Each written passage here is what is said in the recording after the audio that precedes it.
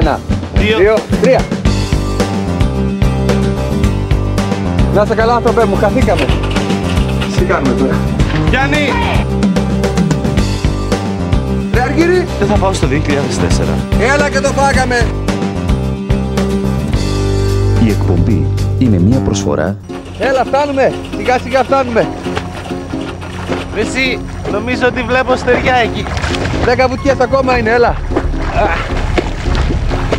Ωραία αποστολή μας έστειλαν. Αφού μας είπε ότι... Μας είπε ότι είναι κοντά. Να πάμε κολυμπώντας, δεν είπε? Κολυμπώντας. Θα φτάσουμε που θα πάει. Έλα. Φτάσαμε. Καλά φτάσαμε, αλλά τα πράγματά μας πού είναι? Μην ανησυχείς ρε, τα πράγματά μας τα έστειλα εγώ με το πλοίο. Αλλά τώρα που θα πάμε? Ξέρω εγώ. Θα πάμε στην πρωτεύουσα, στη Σκιάθο, έλα, ακολούθαμε. Πάμε. Δεν θα πάμε κολυμπώντας.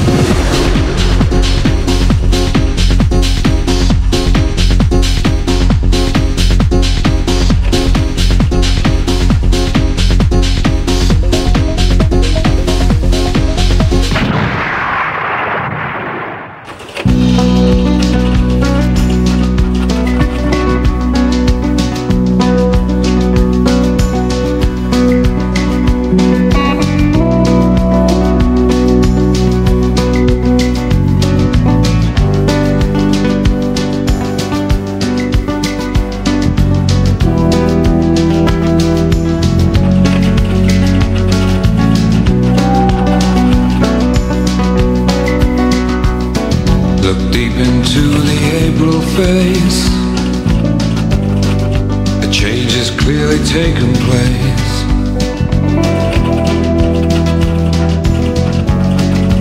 Looking for the summer.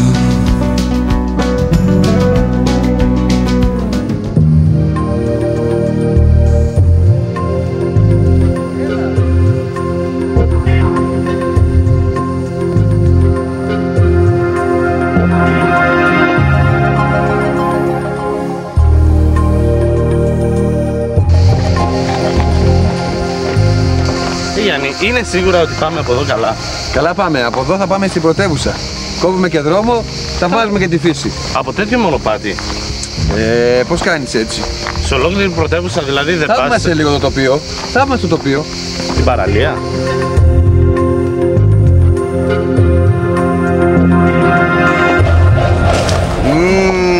Πρέπει να έχασε το μονοπάτι. Πάλι σε γκρεμό? Ή κόπηκε ο δρόμος εδώ πέρα, κάτι έχει γίνει. Καλά, μια πινακίδα δεν βάζουν αδιέξοδο? Πάμε από πίσω. Κάτι δεν μ' αρέσει. Κάτι δεν πάει καλά.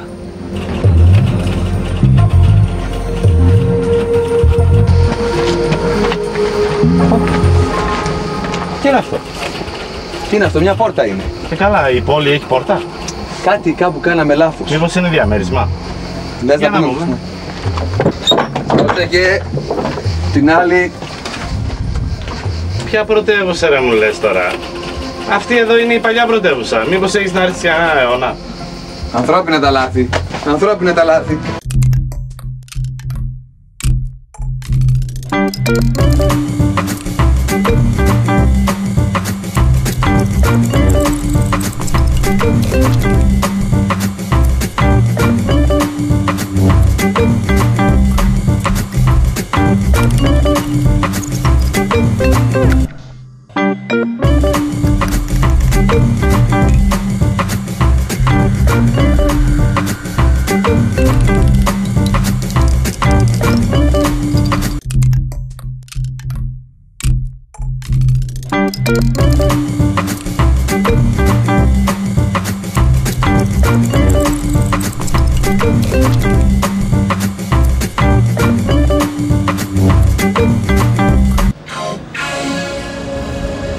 Δεν έχω καταλάβει γιατί δεν μ' ακούς από την αρχή. Να η πόλη. Τι μέτρα έχεις στα βουνά και στα λαγιάκια? Καλά κάναμε και ένα μικρό κύκλο. Τι έγινε ρε παιδί μου? Πάμε, βλέπω και ωραία μαγαζάκια. Πάμε μια βόλτα στα μαγαζιά.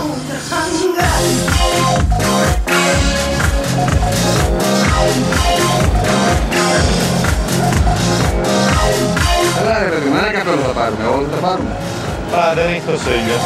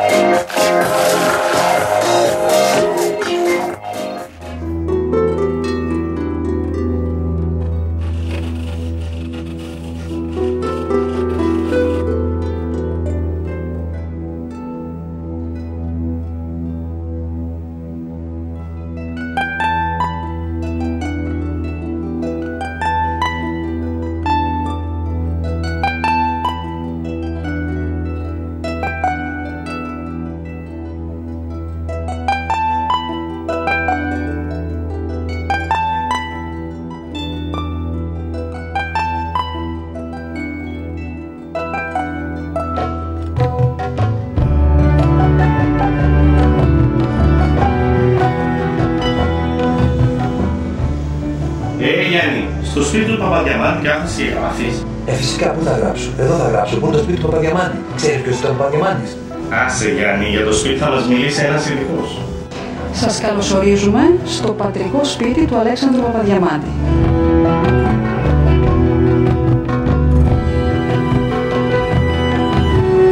Ο Αλέξανδρος Παπαδιαμάντης γεννήθηκε εδώ στη Σκιάθο 4 Μαρτίου του 1851. Σε αυτό το συγκεκριμένο σπίτι, που θεωρείται το πατρικό, έζησε από 9 χρονών, εδώ μεγάλωσε και εδώ άφησε την τελευταία του πνοή.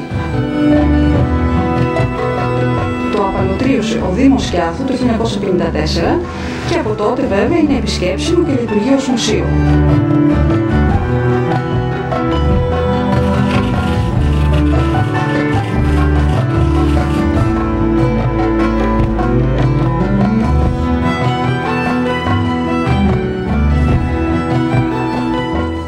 Έχουν διασωθεί κάποια προσωπικά του αντικείμενα σε αυτό το χώρο και κάποια άλλα αντικείμενα της οικογένειας.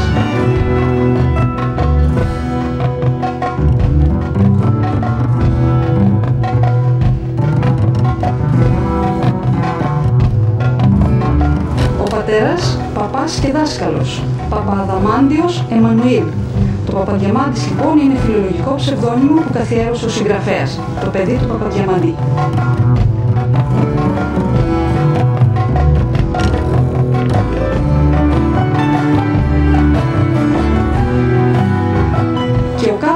Στο ισόγειο του σπιτιού ήταν το κατόι, ο αποθηκευτικός χώρος όπου είχαν τα λιθάρια με το λάδι, τα ξύλα τους, οι αδελφές του είχαν αργαλιό και υφαίνανε. Ο Δήμος τα τελευταία χρόνια αξιοποίησε αυτόν τον χώρο ως έκθεση, πλέον εκθεσιακό χώρο, έκθεση και πώληση βιβλίων.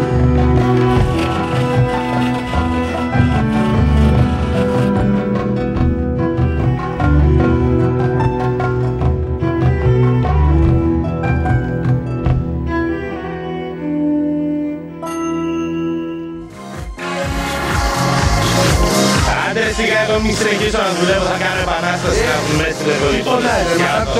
Άσε Λευκολιπόδες να βγούμε στη Σκιάθο. Πάμε να δουλέψουμε να κάτσουμε το δωροκάμαρο. Επανάσταση, να Αυτό το λάβαρο να κάνετε επανάσταση, τουλάχιστον κάτω σωστά. Γιατί ξέρεις κανένα λάβαρο. Πάμε να δείξω που είναι τα θετικά λάβαρα, έλα. Τελικά από εδώ ξεκίνησε η επανάσταση. Από εδώ ξεκίνησε η επανάσταση. Η δικιά μας από εδώ ξεκίνησε. Από εδώ θα ξεκινήσει η δική μου. Η δική μου βέβαια.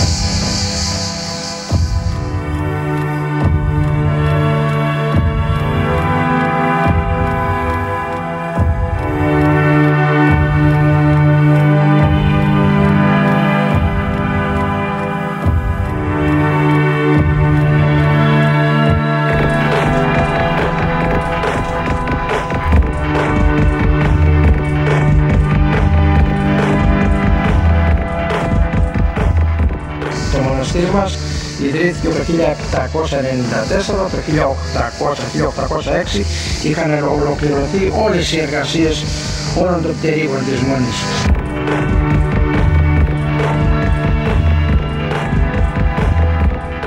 Ο Νίφων λοιπόν, ο ιδρυτής και πρώτος ηγούμενος της Μονής μας, σκέφτηκε εδώ να συγκεντρώσει τους οπλαρχηγούς από όλη την Ελλάδα με σκοπό να προετοιμαστεί και να οργανωθεί καλύτερα μια επανάσταση πανελλαδικού χαρακτήρα.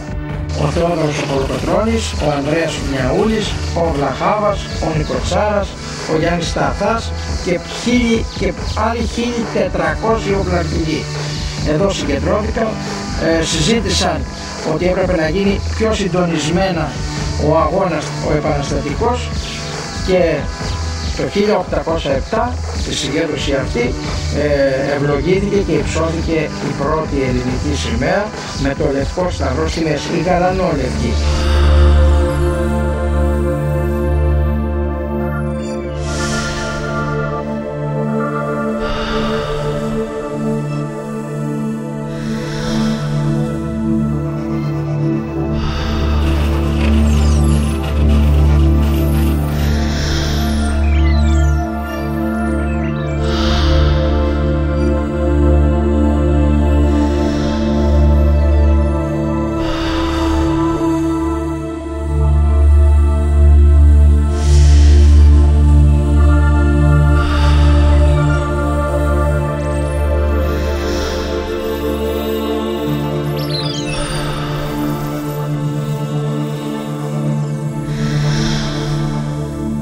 Αυτό το Ευαγγέλιο είναι έκδοσης Βενετίας του 1539.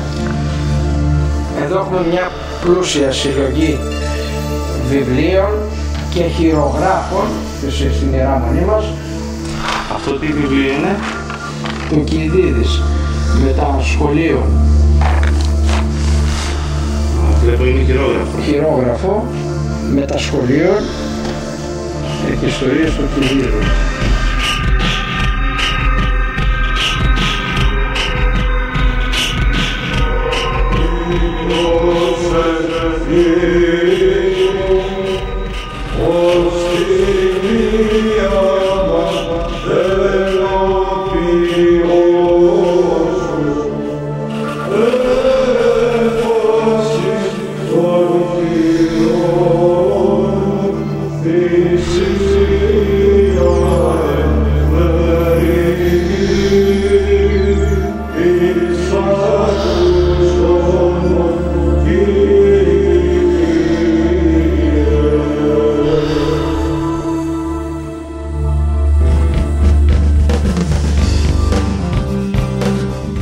Η εκπομπή είναι μια προσφορά.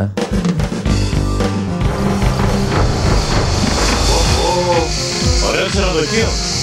Πολύ ωραίο, λες να είναι 4 αστέρων αυτό. Δεν ξέρω αν είναι 4 αστέρων. Στα αστέρια να μην κοιμηθούμε και να είναι καλό. Πάμε. Πρέπει να είναι καλό.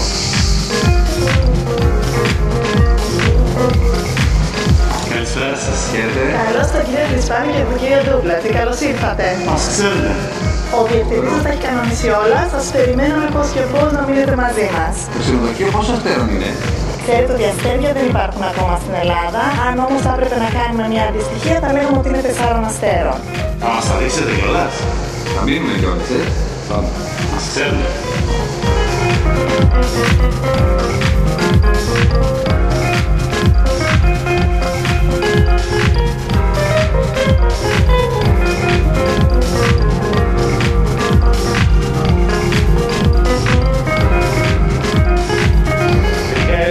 Ποιοτικές για ποσοτικές διακοπές. Το ιδανικό θα ήταν να μπορούμε να συνδυάσουμε και τα δύο. Αν όμως πρέπει να διαλέξουμε, νομίζω ότι η ποιότητα πρέπει να είναι πάνω από την ποσότητα και γενικά οι Έλληνες προτιμούν να μείνουν σε ένα καλό ξενοδοχείο λιγότερες μέρες παρά περισσότερες σε ένα μικρότερο κατάλημα.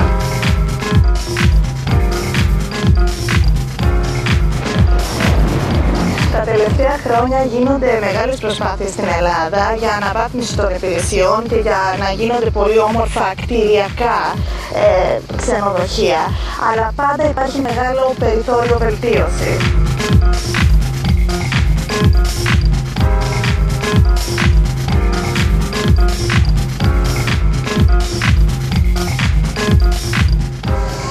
Γεια σας κύριε Ματαλιωτάκη. Δύο δημοσιογράφους λείπει τώρα, αλλά τέτοιες ευκαιρίες δεν πρέπει να τις κάνουμε. Είστε από τη Διεύθυνση Τουρισμού. Θεσσαλίας. Και έχετε τώρα την ευθύνη για τους ελέγχους στα ξενοδοχεία, στα κάμπινγκ. Βέβαια, δεν παίζει ρόλο να κάνεις αστυνόμευση. Σημασία έχει να κάνεις μια μικρή ενημέρωση του επιχειρηματία. Δεν αξίζει να κάνει κάτι ο επιχειρηματίας κάτω από την πίεση. Πρέπει να πιστεί να το κάνει μόνο του. Εμείς δεν είμαστε κάθε μέρα σε αυτό το ξενοδοχείο. Συνεπώς, αυτά που λέμε θα πρέπει να ισχύουν για πάντα.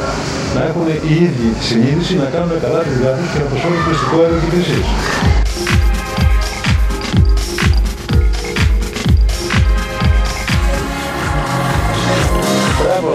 Μπράβο, η επανάσταση σου πέτυχε. Μπράβο σου. Βέβαια εσύ, φοβερά, ήθελα ότι θα τα παρατήσω. Γι' αυτό μας έχεις στο καλύτερο ξενοδοχείο. Και τη ξενοδοχειάρα είναι αυτή, με σάουνα, συντροφμασάζ, όλα τα καλά, όλα τα κομφόρ, όλα τα λεφτά.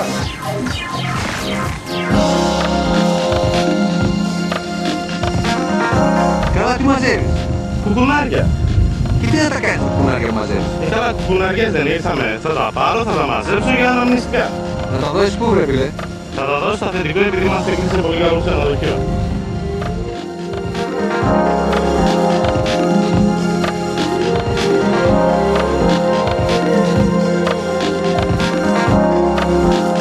Καλά, κάθεσαι και μαζεύεις κουκουνάρια. Αυτή η παραλία ξέρεις ότι χαρακτηρίστηκε τρίτη καλύτερη παραλία στον κόσμο. Τρίτη καλύτερη παρά. Εγώ νομίζω ότι αυτή πρέπει να είναι η πρόταση. Εδώ με βροχή και είναι γεμάτη κόσμο.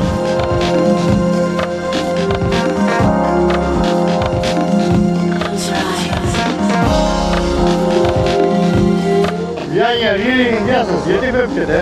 Χαίρετε. Τι κάνετε, καλά?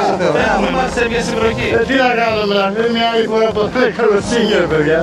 Γιατί τώρα εδώ τι γίνεται, έχει πολύ κόσμο. Έχει αρκετό κόσμο, αλλά όχι όπως πέρυσι. Το όνομα γιατί το πήρε, που γνωρίζετε τι λέγεται? Γιατί υπάρχουν τα δέντρα που βγάζουν κουκουνάρια και λόγω το δέντρο πήρε και το όνομα κουκουναρίας, αλλά η κανονική ονομασία είναι στρουφιά. Δεν μου λέτε, τους κουκουνάρες που μάζετε τώρα ο Αργύρης, τι να τις κάνουμε? Μπορώ να τους τα φαγητό να τις χρησιμοποιήσω. Βεβαίως. Τα κουκουνάρια. Είναι το πιο δυναμωτικό. Πιο δυναμωτικό.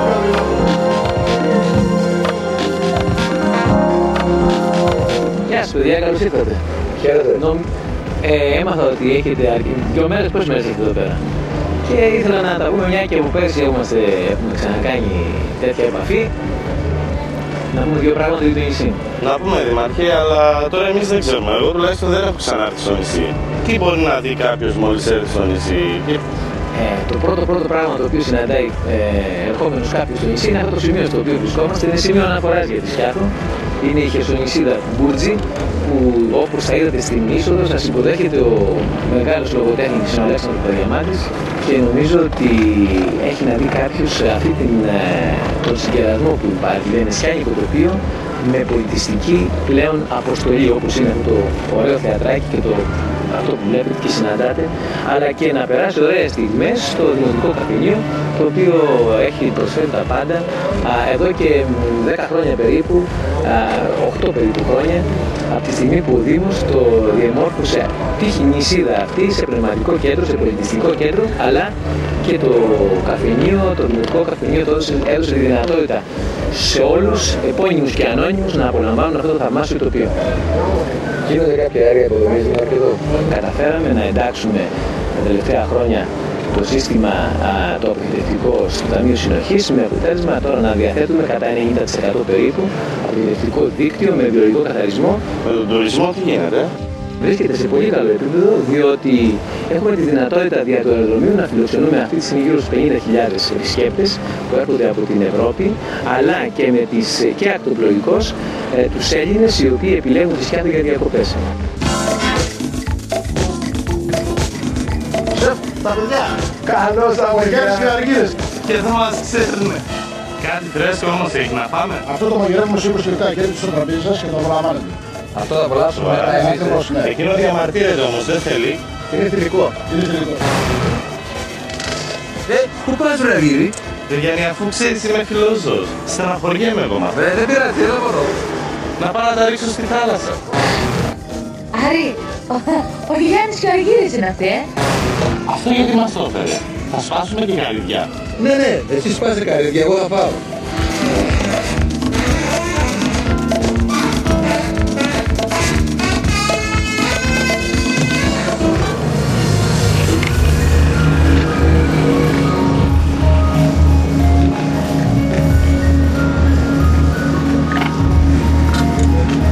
Συγγνώμη, μήπως μπορείτε να μας φιλοξενήσετε? Μας πετάξαν έξω από το ξενοδοχείο. Ο Γιάννης και ο Αργύρης. Τι έγινε ρε, γιατί πάθατε? Παιδιά, ευχαριστούμε πολύ. Μας πετάξαν έξω από το ξενοδοχείο γιατί... Γιατί κάναμε μια μικρή ζημίτσα, όχι τίποτα άλλο. Κάψαμε τη σάουνα. Σιγά το πράγμα. Και σου είπα, μην ανεβάζεις πολύ θερμοκρασία. Τι, μόνο 40 βαθμούς? Εντάξει, άμα θέλετε, έχουμε κανένα δυο κρεβάτια, μπορούμε να σας φιλοξενήσουμε. Ευτυχώς δεν έχουμε σάουνα.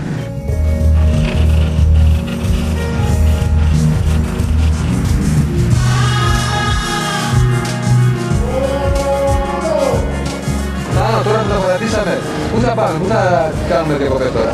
Από εδώ? Από εδώ στους Κοράδες βέβαια, στην Αλόνισο, στην Τόπελο, στο πάρκο εκεί στην Αλόνισο. Είναι ένα άλλο είδος διακοπών αυτό, δεν είναι αυτό? Έτσι είναι, μέσα στη θάλασσα στη συνέχεια, πας σε κανένα λιμάνι για αλλαγή, μπορεί να αλλάξει κανέναν όρμο. Πόσο επικίνδυνο είναι να ταξιδεύεις με ένα νυχτιοφόρο? Δεν είναι πολύ ευθύνο, παίρνεις τον καιρό, έχεις τα όργανα, έχεις τους χάρτες. Γενικά δεν, εκτός αν τύχει κάποια στιγμή και φυσήξει απότομα, αλλά και πάλι δεν έχει πρόβλημα. Και αν έχεις και κανένα πρόσκλητο επιβάτη μέσα και στα κάνει όλα, στα κάψει όλα. Και αν έχεις δύο. Άλλο και δεν μου λες, έχεις μάθει να χειρίζεις το σκάφος αυτό? Δεν είναι πάρα πολύ δύσκολο, είναι λίγο βαρύ επειδή είναι ξύλινο, αλλά σχετικά εύκολα χειρίζεται, είναι με μικρές ταχύτητες ευτυχώς. Όταν λες μικρές ταχύτητες είναι αναλόγως με το πανί, έτσι. Ανοίγεις ένα πανί, ανοίγεις 2 πανιά, 3 πανιά. Πάει και με μηχανή αυτό, δεν πάει μόνο με πανιά. Πάει και τα 2 πανιά. Καλά, και από ανέσεις πώς πάμε εδώ πέρα, θα έχουμε δηλαδή όλα τα κομφόρ? Εσείς ανέσαι ρε παιδιά, τώρα που θα δείτε και εσείς άμα στριμωχτούμε. Δηλαδή θα μας πετάξετε στη θάλασσα? Εντάξει, χίλιοι καλοί χωράνε, θα βολέψουμε και εσάς κάπου.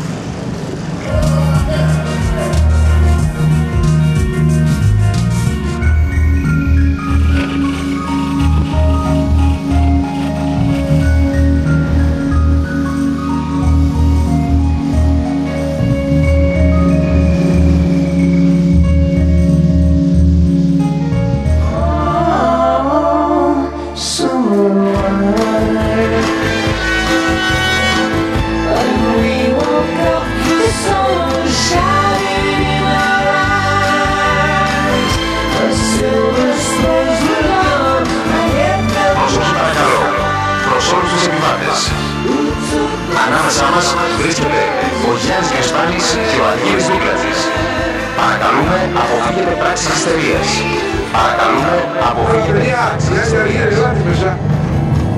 Πού βρεθήκατε ρε παιδιά εδώ πέρα? Πέρασε. Και εδώ τα φτιάχνουμε. Πάμε να πούμε.